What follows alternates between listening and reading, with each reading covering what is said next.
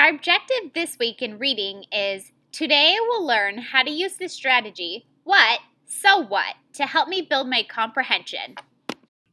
In Reading Workshop, we've been working a lot on figuring out how to identify the main topic and the main idea of a text. Now, lots of times, you can simply say what a main topic of a text is going to be without even actually reading it. But how? Well, from the title, of course. The title is usually a clue that tells what the text is going to be about. But figuring out the main idea is a little bit harder. And we've started working on that, and we will continue working on that this week with our strategy, what, so what. Now, when we want to figure out the main idea of a text, we have to collect all of the information. Notice what the author is writing and also how the author is writing about it. Then we step back from the text and we ask ourselves, so what? Usually, your answer to that question has to do with thinking about, of all the texts out there on this topic, what makes this particular one so unique or special? To help us practice our new strategy for this week called What, So What, we're going to be using a mentor text by Joan Settle. It's called Exploding Ants, Amazing Facts About How Animals Adapt. Take our mentor text, Exploding Ants, Amazing Facts About How Animals Adapt, for example. Without even reading this text, I know that the main topic of this book is animal adaptations. When I look at the table of contents, I also get a few more clues that has to be the main topic. It's really obvious.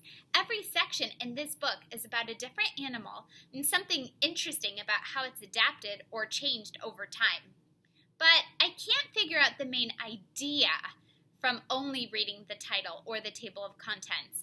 When I zoom in on the table of contents, though, I do get some more clues.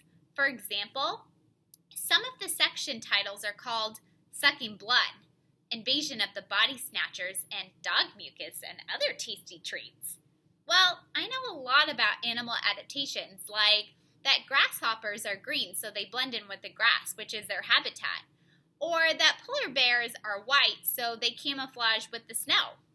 But these ones in the book are kind of different because they actually all sound a little gross. Now, since I don't quite get the whole main idea, only clues, it's my job to read the text to figure it out.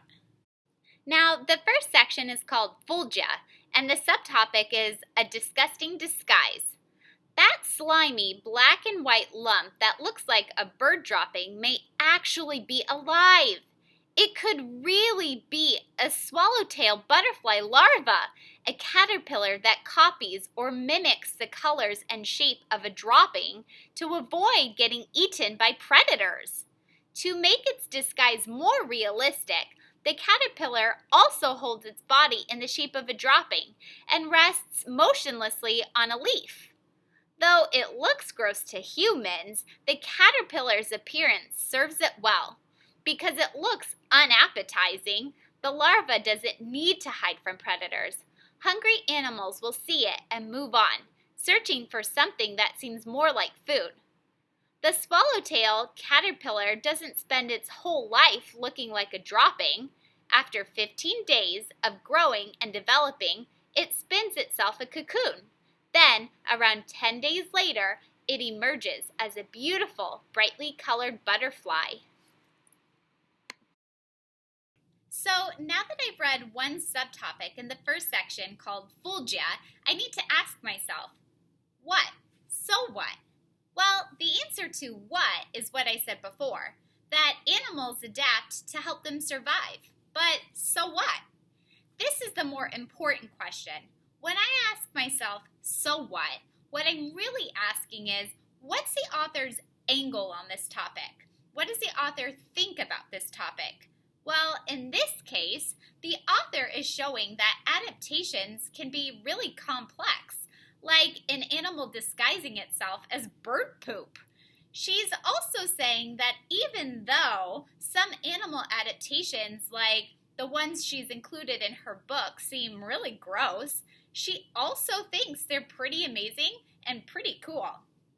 So if I put the title of the book together with the information I collected from the table of contents, plus the information I just read, I'd say that the main idea of this book is that although some animal behaviors are gross to humans, they're necessary to maintain animal life on Earth. This week's strategy, What, So What, connects to last week's strategy, Why Does the Story Matter? And they both are focused on finding the main idea in a text. Now, sometimes we read nonfiction texts, and so it's really obvious when we read nonfiction texts that the goal is to learn information.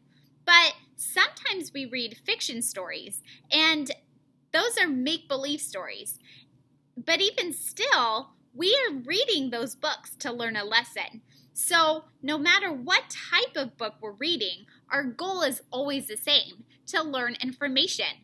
And sometimes, like in a fiction story, you're learning a lesson from the author, not information. But a lesson is information technically, and sometimes these lessons that you learn from books are lessons that you'll carry with you in your own life.